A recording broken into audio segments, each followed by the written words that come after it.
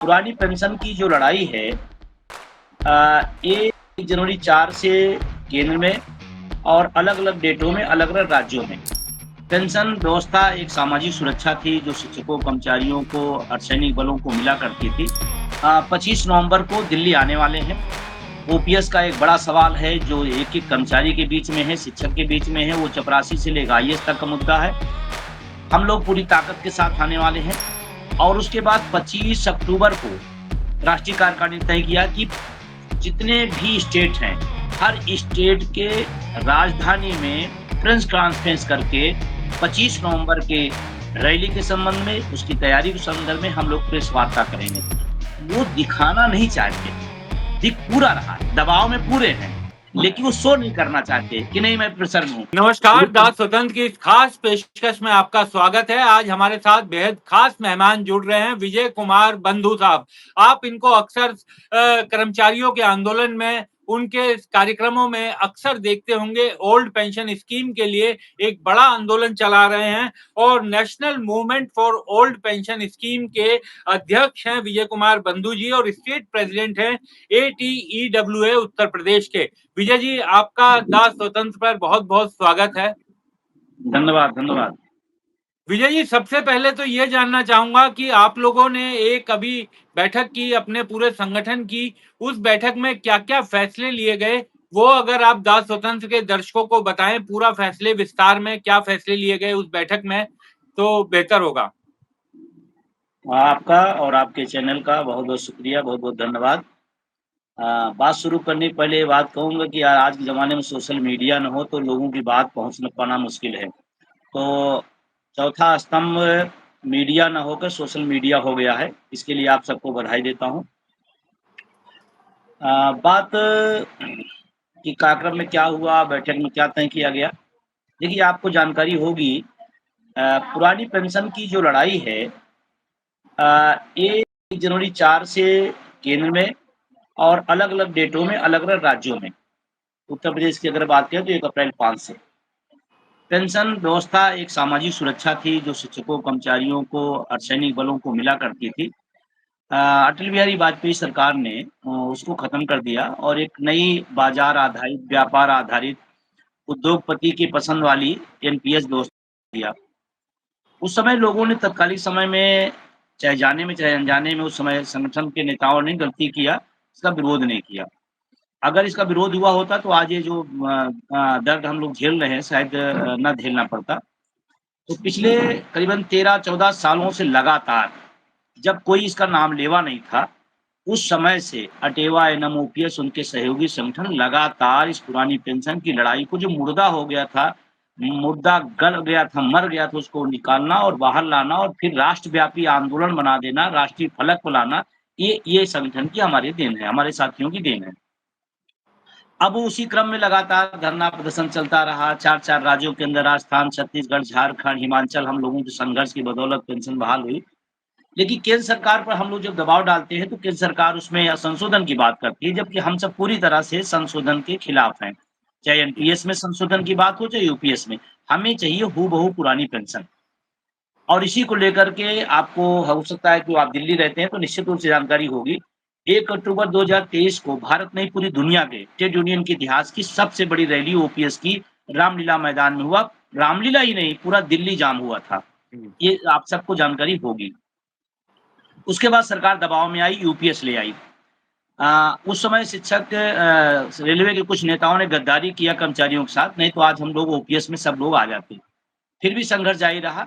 अब हम लोग एक बार फिर से 25 नवंबर को दिल्ली आने वाले हैं। ओपीएस का एक बड़ा सवाल है जो एक-एक कर्मचारी के बीच में है, शिक्षक के बीच में है, वो चपरासी से लेकर आईएएस तक का मुद्दा है। हम लोग पूरी ताकत के साथ आने वाले हैं और अभी कल 1 अक्टूबर है। गांधी जयंती की पूर्व संध्या पर हम लोगों ने ट्विटर कैंपेन रखा है और उसमें लिखा है #no NPS, no UPS, only OPS. यही हैशटैग रहेगा। टीटी प्रकरण आपने देखा होगा इधर गंभीर चल रहा है शिक्षकों के बीच में काफ़ी प्रबलता के साथ, तो टीटी को भी हमने उस हैशटैग में रखा है। और उसके बाद 25 अक्टूबर को राष्ट्रीय कार्यकारिणी ने तय किया कि जितने भी स्टेट हैं, हर स्टेट के राजधानी में प्रेस कॉन्फ्रेंस करके 25 नवंबर के रैली के संबंध में, उसकी तैयारी के संदर्भ में हम लोग प्रेस वार्ता करेंगे। हर स्टेट में 25 सारे पूरे भारत में। उसके बाद 25 नवंबर को हम लोग दिल्ली आएँगे। दिल्ली में एनएमओपीएस का जब कार्यक्रम होता है तो निश्चित रूप से उसमें आंकड़े बता पाना मुश्किल होता है कि कितनी बड़ी संख्या आएगी। लेकिन बड़ी संख्या आएगी और अपने हक के लिए हम लोग तैयारी में हैं और आने वाले हैं 25 नवंबर दिल्ली और आपसे भी इनवाइट करूँ कि आप भी उसमें ज़रूर रहें। भाई जी। साहब लेकिन एक चीज़ ये समझना चाहूँगा विजय जी कि सरकार तो ऐसा दिखाई नहीं दे रहा, प्रतीत नहीं हो रहा कि ओपीएस के बारे में आप लोग भले ही कितना बड़ा आंदोलन कर रहे हैं और 25 तारीख को दिल्ली कूच की भी तैयारी कर रहे हैं, लेकिन सरकार की तो कोई मंशा इस तरीके की दिखाई नहीं दे रही कि वापस ओपीएस की तरफ वो जाए। तो क्या आप लोगों को कुछ सुनाई दे रहा है, कुछ समझ आ रहा है? बिल्कुल, आपने सही कहा कि सरकार को कुछ दिखाई नहीं पड़ रहा है, ना सुनाई पड़ रहा है, लेकिन ऐसा नहीं है। वो दिखाना नहीं चाहते, दिख पूरा रहा है, दबाव में पूरे हैं, लेकिन वो शो नहीं करना चाहते कि नहीं मैं प्रेशर में हूँ। अगर ना होते, तो रोज़ संशोधन एनपीएस में, रोज़ संशोधन यूपीएस में क्यों? अगर आपने एक एक कंप्लीट पैकेज दे दिया है, तो कोई संशोधन कर रहे हैं। इसका मतलब आंदोलनों का दबाव है, प्रेशर है, लेकिन सरकार शो नहीं करना चाहती कि हम प्रेशर में हैं। हुँ। ये बिल्कुल है। कल भी लगातार इधर 1 हफ्ते में कम से कम हर दिन कोई न कोई संशोधन और मैं कह रहा हूँ कि सरकार संशोधन क्यों करना चाहती है? हुँ। जिस चीज़ को शिक्षक कर्मचारी स्वीकार नहीं कर रहा है, एक संशोधन आप कर दीजिए। जैसे इन्होंने एक विकल्प दिया, एनपीएस से यूपीएस में जाने का। हाँ, यूपीएस से एनपीएस में आने का विकल्प नहीं था। हाँ, आंदोलन का दबाव था जिन्होंने किया कि यूपीएस से आप एनपीएस में भी लौट सकते हैं। हाँ। तो मैं एक ही बात कहना चाहता हूँ सरकार से, एक विकल्प और दे दीजिए कि ओपीएस कौन चाहता है? सारा झंझट, सारा फसाद ही खत्म हो जाएगा। जब एनपीएस से यूपीएस में विकल्प हो सकता है, यूपीएस से एनपीएस में हो सकता है, तो ओपीएस का विकल्प क्यों नहीं? यही तो सवाल है हमारा। तो दबाव में है, वो दिखाना नहीं चाहते। लेकिन भाई साहब जो यूपीएस की जो बात कर रही है, सरकार का कहना है कि लगभग कर्मचारियों की जो माँगें थी, वो यूपीएस में स्वीकार कर ली गई हैं। लेकिन उसको भी कर्मचारी तो उसमें कोई इंटरेस्ट उस तरीके का दिखा नहीं रहे, चाहे वो आप कन्याकुमारी के कर्मचारियों की बात करें या कश्मीर के यानी देश भर के कर्मचारी उसके खिलाफ ही हैं। देखिए सरकार कह रही है या हम कह रहे हैं, इस बात दोनों की बात ना मानी जाए, परिणाम माने जाए। आज हुँ, 30 सितंबर है, आज जहाँ बैठे हैं, हाँ, आज यूपीएस में जाने की अंतिम तारीख है। अंतिम तारीख है। आज अंतिम तारीख है और जितने केंद्रीय कर्मचारी हैं, उसमें से 1% लोगों ने भी उसको नहीं एडॉप्ट किया। इसका हाँ, क्या मतलब है? इसका मतलब मैसेज क्लियर है, हमें हाँ, यूपीएस पसंद नहीं है, हाँ, यूपीएस हमारी चाहत नहीं है, यूपीएस हमारी सामाजिक सुरक्षा नहीं है। ये सीधा-सीधा है। अब सरकार इसको कह रही नहीं, हमने तो सब कर दिया। जब सब कर दिया तो सारे लोग क्यों नहीं गए? 1% केंद्रीय कर्मचारी का 1% भी यूपीएस नहीं लिया, इस बात का प्रमाण है कि इसको नकार दिया और मुझे खुशी है कि मेरी अपील का, मेरे संगठन के संघर्ष का असर पड़ा कि 1 करो 38 करोड़ केंद्रीय कर्मचारियों में 1% लोगों ने भी उसको स्वीकार नहीं किया। ये मेरी जीत है, मेरी बहुत बड़ी जीत। 10 आंदोलन से बड़ी जीत ये यूपीएस को स्वीकार न करना है। इसका मतलब कर्मचारी क्लियर है। एक चीज़ विजय जी मैं आपसे समझना चाहूँगा क्योंकि आप ओल्ड स्कीम पेंशन के लिए ब लंबे समय से संघर्ष कर रहे हैं। देश में तमाम अलग-अलग संगठन हैं जो इसकी माँग करते रहे हैं। लेकिन क्या कारण है कि ये तमाम संगठन ये जो सरकारी कर्मचारी हैं ये सबसे ये माना जाता था कि सरकार का सबसे प्रबल समर्थक वर्ग है, जो वर्तमान सरकार है और कई मौकों पर उन्होंने सरकार का साथ भी दिया। उसके बावजूद सरकारी कर्मचारियों की इतनी बड़ी, इतनी पुरानी माँग को लेकर के सरकार उस तरीके से साथ नहीं दिखाई देती या ऐसी इच्छा नहीं दिखाई देती कि हम कर्मचारियों तो सरकार क्या कर्मचारियों के इस रोष को भी स्वीकार करने की स्थिति में है? देखिए, ये सवाल आपने जो किया है बहुत गंभीर सवाल है और हमारे साथियों को भी इस बात को समझना पड़ेगा सरकार इसको मना क्यों कर रही है। ये बिल्कुल सही बात है। मैं थोड़ा-सा पीछे जाना चाहता हूँ। अ, मुगलों के ज़माने में पेंशन व्यवस्था थी, हाँ, अंग्रेज़ों के ज़माने में पेंशन व्यवस्था थी।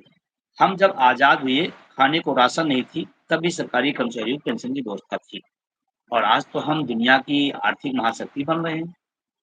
तो आर्थिक महाशक्ति अगर हम बन रहे हैं, तो हमारा भाग कहाँ है उसमें? हमारी भागीदारी कहाँ है?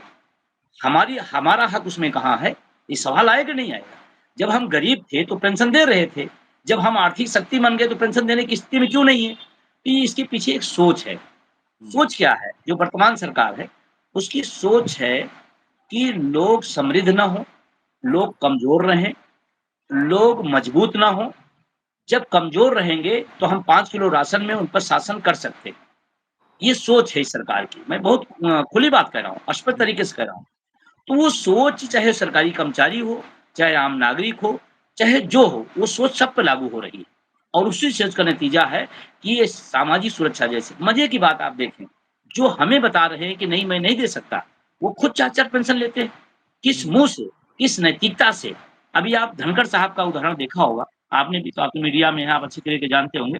इस्तीफ़ा देने के बाद धनखड़ जी कहाँ गए पता नहीं चला, पूरी दुनिया उनको ढूँढ रही थी। बाद में पता चला धनखड़ जी राजस्थान में विधायक उसकी पेंशन ढूँढ रहे हैं। आप कल्पना करें, हाँ, उसी धनखड़ खबर से जी सामने आए। उसके हाँ, पहले खबर नहीं है, मतलब पेंशन से ही खबर में आया कि हाँ, अभी धनखड़ जी हैं इस धरती पर। हाँ। और कहाँ गए कि हम ये बहुत ज़माने पहले विधायक हुआ करते थे राजस्थान में, उसकी पेंशन। हम सांसद हुआ करते थे, उसकी पेंशन। हम उपराष्ट्रपति से इस्तीफ़ा दे दिए तो भूतपूर्व हो गए, उसकी पेंशन। 2 लाख रुपए उपराष्ट्रपति का पेंशन। 45,000 विधायक का पेंशन, 32,000 रुपए सांसदी का पेंशन, पौने 3 लाख रुपए पेंशन उस आदमी को, जिसमें रहना, खाना, आना-जाना, चिकित्सा, ड्राइवर, सुरक्षा सब फ्री है। उसको पौने 3 लाख की पेंशन ज़रूरत है, तो इस देश के अर्धसैनिक बल, जो गरीब किसान मज़दूर का बेटा होता है, देश के लिए जान देता है, कुर्बानी देता है, उसको पेंशन क्यों नहीं? ये कौन-सा राष्ट्रवाद है? मैं प्रधानमंत्री जी से सवाल पूछना चाहता हूँ, ये कौन-सा राष्ट्रवाद आप करें? धनखड़ को पौने 3 लाख और देश के अर्धसैनिक गरीब किसान मज़दूर के बेटे को एक भी पेंशन नहीं है, कौन-सा राष्ट्रवाद है? एक बड़ा गंभीर सवाल है। तो इनकी सोच में नहीं है।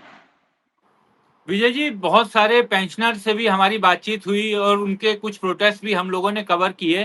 तो पेंशनर्स का ये कहना है कि अब ये लगने लगा है कि सरकार बोझ मानने लगी है और जबकि सुप्रीम कोर्ट भी कई मौकों पर ये कह चुका है कि पेंशन कोई आप किसी को एहसान या खैरात नहीं दे रहे। पेंशन एक कर्मचारी का अधिकार है जिसने अपना पूरा जीवन सरकार की सेवा की, लोगों की सेवा की अपने पद पर रहते हुए। तो ये जो पेंशनर्स के लिए जो एक तरह से ये कहा जाए कि उनको लेकर के बड़ा वो ख्याल आता है, कुछ लोग तो ये भी कहते हैं कि सरकार की मंशा तो असल ये है कि पेंशन धीरे-धीरे खत्म हो जाए। तो ये किस तरीके की सोच दिखाई देती है? देखिए हम लोग इसी भारत के नागरिक हैं और भारतीय जो रीति-रिवाज है, सभ्यता है, संस्कृति उसी के हिसाब से रहते हैं। आपको भी, हमको भी और सारे लोगों को माँ-बाप ने पैदा किया, पाला-पोसा, बड़ा किया, पढ़ाई-लिखाई कराया, कहीं न कहीं पैर पे खड़ा किया। ठीक है? ये माँ-बाप का दायित्व था, उन्होंने पूरा किया। हम आ गए जॉब में, हमारी नौकरी लग गई, हम एस्टेब्लिश हो गए, फिर बूढ़े माँ-बाप हमारे घर आ गए और उनकी दवाइयों पे पैसा खर्चा हो गया। हुँ। तो एक बेटा अपने माँ-बाप की दवाइयों को जो खर्च कर रहा है, वो क्या कहेगा? ये बोझ है, ये बोझ है, बोझ नहीं उसकी कभी ड्यूटी है, उसकी ड्यूटी है। माँ-बाप की सेवा करना, दवाइयों का ख़्याल रखना, उसके स्वास्थ्य का ख़्याल रखना, उसकी जाँच-पड़ताल करना, उसका सेवा बना, उसको बोझ नहीं उसकी ड्यूटी है। ऐसे ही जिसने 30 साल, 35 साल देश को, समाज को सरकार को सेवाएँ दी हैं, उसकी ज़िम्मेदारी सरकार ख़्याल रखे। ये बोझ का सवाल नहीं है, ज़िम्मेदारी का सवाल है। सरकार अपनी ज़िम्मेदारियों से भाग रही है। सरकार चाहती है हमें जनता वोट करे और हम सरकार में बने, बाकी चीज़ें प्राइवेट हाथों में दे दिया जाए। वो प्राइवेट लोग अपना खेल खेलें और नागरिक पीड़ित रहे, टैक्स दे और सामाजिक सुरक्षा से वंचित रहे और हमको वोट देता रहे। ये गलत नीति है और अगर मैं गलत हूँ तो बताइए? अगर माँ-बाप को दवाइयों पर खर्चा करना कोई बच्चा कह दे बोझ है, तो उसको लायक नहीं नालायक कहा जाएगा। अगर सरकार भी यही कर दे, तो उसको भी वही कहा जाएगा जो उस बेटे को कहा जा सकता है। विजय जी, एक चीज़ मैं आपसे जानना चाहूँगा कि कर्मचारियों में और पेंशनर्स में 8वें वेतन आयोग में हो रही देरी को लेकर भी बहुत रोष है। उनका ये कहना है कि जब दिल्ली चुनाव सामने था, तो दिल्ली चुनाव के बीचों-बीच आपने घोषणा कर दी कि 1 जनवरी 2026 से आ जाएगा और अभी तक ना टर्म्स ऑफ रेफरेंस का पता, ना कमेटी को कौन हेड करेगा उसका पता, ना कहीं कमेटी बनी है। तो इसको लेकर भी केंद्रीय कर्मचारियों में एक गुस्सा है, एक रोष है। देखिए, मैंने कहा ना, इस सरकार की जो सोच है वो ना नागरिकों के और ना शिक्षकों, कर्मचारियों के, ना नौजवानों के हित में नहीं। अब आपने कहा कि 26 जनवरी 1 जनवरी 26 से लागू होना है और आज हम सितंबर के लास्ट दिन बैठे हुए हैं। जबकि जो अर्थशास्त्री हैं, जो उसके विशेषज्ञ हैं, जानकार बताते हैं, कम से कम आयोग को अपनी पूरा स्कीम बनाने में, पूरा सेटलमेंट करने में 1.5 से 2 साल लगते हैं। ये जानकार लोग बताते हैं, मुझे नहीं पता, वो लोग बताते हैं। 1.5 से 2 साल उसमें लगता है और हम आज 9वें महीने के अंतिम डेट पे बैठे हुए हैं। उसके बाद अक्टूबर, नवंबर, दिसंबर 3 महीने बचते हैं। 3 महीने में आप कौन-सा चाबुक घुमाएँगे कि उसकी सारी रिपोर्ट बन जाएगी। इसका मतलब आपकी मंशा नहीं है देने की। जैसे कहा आपने कि दिल्ली के चुनाव आया, दिल्ली में तो कर्मचारी बहुत ज़्यादा होते हैं, तो आपने को लगा कि आपको एक वोट बैंक बनाना है, तो उन्होंने घोषणा कर दी। सिर्फ़ घोषणाओं की सरकार है, घोषणा करती रहती है और घोषणा के बाद क्या करना है, क्या नहीं करना उसमें अब मैं एक सवाल करना चाहता हूँ, जब सांसदों का, विधायकों का वेतन भत्ता बढ़ना होता, तो मेजें थपथपा करके, ना कोई कमेटी, ना कोई आयोग, ना कोई समिति, ना कोई डाटा, कुछ नहीं। आप अपने वेतन भत्ते बढ़ाने के लिए मेज़ थपथपा कर लेते हैं और हमारा तो एक सिस्टमैटिक आयोग बनता है, फिर उसमें देरी क्यों हो रही है? इसका मतलब सरकार की नीयत ठीक नहीं है, ये बात मैं पूरे होशो-हवास में कह रहा हूँ और वर्तमान सरकार शिक्षक कर्मचारी विरोधी सरकार है। आपको ऐसा लगता है यानी कि कर्मचारी विरोधी सरकार है, सरकार की नीयत में कहीं न कहीं खोट है? बिल्कुल, पूरी तरह से खोट है। इस सरकार जब से आई है, देने के नाम पर कुछ नहीं दिया, छीनने के नाम पर हर दिन कुछ न कुछ छीना है, हर दिन। अभी मैं टेट की बात करूँ आपको, टीईटी का जो मैटर चल रहा है, पूरे देश का शिक्षक, कल्पना करिए, हम गुरुकुल की बात करते हैं, हम तमाम उन पीढ़ियों की बात करते हैं। गुरु को भगवान से बड़ा ऊँचा दर्जा दिया है और आज आपने गुरु को टेंशन दिया है। अब एक एक टेंशन युक्त शिक्षक क्या अपना परफॉर्मेंस करेगा? क्या अपनी पढ़ाई कराएगा? बच्चों को सीख देगा? जब खुद टेंशन में है। सिर्फ इतना नहीं, अपनी नौकरी को लेकर टेंशन में टीटी आ गया है और अपने बुढ़ापे की लाठी को लेकर टेंशन में। हर दिन आप उसको टेंशन दे रहे हैं। आप रोज़ उसको टेंशन दें और आप सोचें हम विश्व गुरु बन जाएँ। ये भी उस एक प्रकार जुमला ही है। मतलब शिक्षक, शिक्षार्थी और शिक्षालय सबको बर्बाद करना है और विश्व गुरु बनाना है। मैं कहना चाहता हूँ, शिक्षकों को टेंशन देकर क्या स्कूलों को बंद करके, क्या शिक्षकों को गुणवत्तापूर्ण शिक्षा ना दे करके, क्या विश्व गुरु बना जा सकता है? इसका मतलब आपका एक जुमला है, उसी जुमले के अनुसार आप काम कर रहे हैं, बाकी आपको ना पढ़ाई से मतलब, ना शिक्षक से मतलब, ना शिक्षार्थी से मतलब। अभी मर्जर आया था, उत्तर प्रदेश की मैं बात करता जी। हूँ, उत्तर प्रदेश में। ऑनलाइन अटेंडेंस, मर्जर, टीटी, अभी पता नहीं क्या-क्या आएगा। तो आप एक अच्छा माहौल कहाँ दे पा रहे हैं? और सब राजनीतिक परिदृश्य से आप कर रहे हो। मतलब आप सोचिए, मंदिरालय खुलेगा, विद्यालय बंद होगा। क्या सोच है? क्या तरीका है? इसी से भावना पता चल सकती है। जितना हमारे स्कूल बंद हो रहे हैं, उतने ज़्यादा मंदिरालय खुल रहे हैं। क्या है? इसका मतलब आपकी नीयत क्लियर है कि आपको शराब के ठेके पे भीड़ चाहिए, विद्यालय पे भीड़ नहीं चाहिए। ये सीधी क्लियर हो गई। मंत्रालय तो सरकार के रेवेन्यू में बहुत खजाना भरता है ना? और ये जो पढ़ लिख कर के डॉक्टर, इंजीनियर, पत्रकार बनते हैं, ये क्या करते हैं? देश ये बनाते हैं। उसी विद्यालय से पढ़ते हैं, ये उसी विद्यालय से निकलते हैं। वो वैज्ञानिक वो कलाम साहब क्या बने? उसी विद्यालय से पढ़ के गए ना।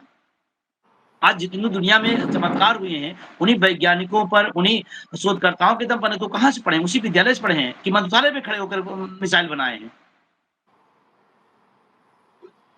विजय जी, एक चीज़ मैं आपसे जानना चाहूँगा, आप इतना मुश्किल चीज़ लेकर के ओपीएस को लेकर आप सब लोग संघर्ष कर ही रहे थे। अब ये आपके सामने टीचर्स का मुद्दा आ गया है, ये भी बहुत मुश्किल, लेकिन इसमें ये कहा जा रहा है कि ये तो सुप्रीम कोर्ट का मामला है, कोर्ट ने फैसला दिया है, इसमें सरकार क्या करेगी? सरकार क्या करेगी? सरकार मैं बताऊँ क्या कर सकती है? जी। निर्वाचन आयोग के लिए सुप्रीम कोर्ट का आदेश था कि निर्वाचन आयोग में जो नियुक्ति प्रक्रिया करेगा, उसमें नेता सदन, नेता प्रतिपक्ष और सुप्रीम कोर्ट के मुख्य न्यायाधीश रहेंगे। सरकार क्या करती है मैं बता रहा हूँ ना। सरकार अचानक सुनते ही मान संसद भवन में अध्यादेश ला कर के बदल दिया। बदल सकती है। स्कूल पे बदल सकती है, लेकिन वो मैटर उनका था, उनके लिए था, इसलिए उन्होंने फट से कर लिया। और ये लाखों शिक्षकों का मैटर है, तो आपको कोई मतलब नहीं लग रहा है। बिल्कुल कर सकती है, सरकार के हाथ में पूरी चीज़ है और सरकार ने ही इस मुद्दे को फँसाया है, मैं कहना चाहता हूँ। पूरी तरह से सरकार ने उलझाया है। इसका जो निर्णय आया, उसमें 23(1) में लिखा हुआ था कि राज्यों को अधिकार दिया जाए, तो अपने हिसाब से इसको कर लेंगे। केंद्र सरकार ने चुपचाप उसको 23(2) में परिवर्तन करके उसके अधिकार को छीन लिया और उसके बाद ये मामला आगे गंभीर हो गया। तो सरकार ने तो किया ना, ये पूरा रायता जो फैला है, वो सरकार की देन है और सरकार आज भी अगर चाहे, आज भी चाहे, तो जब आप निर्वाचन आयोग में जा सकते हैं मैटर पे, तो इस पर क्यों नहीं? तो आपको लगता है सर कि ये क्योंकि टीईटी का मामला तो ऐसा है ना, पूरे देश के शिक्षक परेशान हैं। अब किसी की नौकरी में अगर 5-6 साल 6 साल बचे हैं नौकरी के, अब आप उससे ये अपेक्षा करें कि वो टीईटी की परीक्षा दे। आपको विजय जी मैं बड़ा सामान्य सी एक उदाहरण देता हूँ कि आज मेरी उम्र करीब 50 साल है, कोई मुझे कहे कि मैं दोबारा से 10वीं या 12वीं का बोर्ड पेपर दे दूँ, तो जितने मेरे उस समय बोर्ड परीक्षा में नंबर आए थे, हो सकता है मेरे ना आए उतने।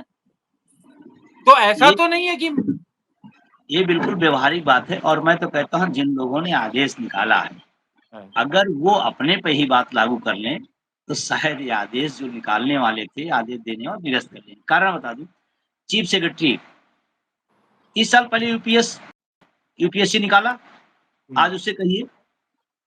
बहुत सारे डॉक्टर हैं, बड़े-बड़े नाम हैं, दुनिया में नाम है उनके, वो सीपीएमटी निकाले थे 30 साल पहले, आज उनसे कहिए नीट निकालें। हुँ। और जिन माननीय जज महोदयों ने ये निर्णय दिया, अभी गुजरात का एक मैटर आया था, 119 जजों ने के लिए परीक्षा दी, 119 के 19 फेल हुए। वो फिर कहाँ गए? जज बने हैं या खत्म हो गए वो पता।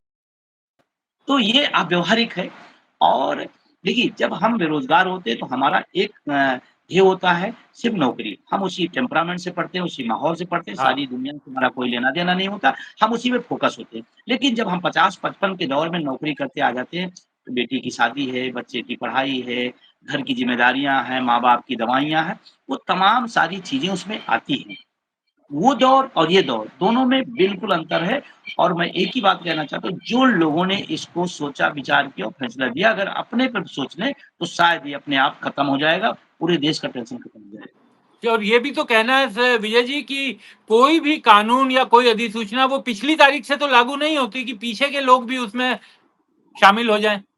बिल्कुल, ये बिल्कुल गलत है, ये सिस्टम बिल्कुल गलत है। मैं माननीय सुप्रीम कोर्ट से भी कहूँगा इस बात को कि आप सर्वोच्च न्यायालय हैं, आपकी तरफ पूरी देश का शिक्षक इसमें है मिले, न्याय, फैसले नहीं न्याय मिलना चाहिए और न्याय यही कहता है कि कोई भी नियम अगर लागू होता है, तो उस डेट से जब से वो लागू किया जाता है, ना कि पीछे से होता है और अगर इसी तरह होने लगे, तो फिर बहुत सारी चीज़ें पूरी देश में अराजकता पैदा हो जाएगी। अगर हर चीज़ हम पीछे से करने लगेंगे, तो अगर मान लीजिए अभी कह दिया जाए, जज साहब का वेतन आज 2.5 लाख रुपए है और कह दिया जाए कि नहीं-नहीं ये 2.5 लाख वेतन नहीं होगा, आप 50,000 रुपए आप काम करिए और ये पिछली डेट से बाकी सब वेतन वापस करिए। कैसा रहेगा?